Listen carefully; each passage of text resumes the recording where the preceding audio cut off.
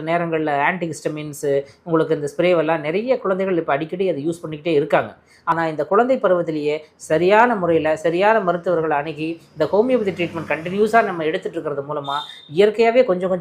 கொஞ்சமாக நோய் எதிர்ப்பு சக்தி அதிகம் பண்ணி அதோடைய கொஞ்சம் கொஞ்சமாக அதை அப்படியே அதோடைய இன்றைக்கி 10 தும்மல் தும்புறான்னா நாளைக்கு 5 தும்மல், நாளைக்கு 3 தும்மல், இந்த மாதிரி படிப்படியான வளர்ச்சியை கொடுத்து அதனுடைய பேஷண்ட்டுகளுக்கு ஒரு கொஞ்சம் 3 to 6 மாதத்தில் சுத்தமாகவே இந்த அலர்ஜி தும்மலே இல்லாத மாதிரி நம்ம குழந்தை பருவத்தில் பண்ண முடியும்.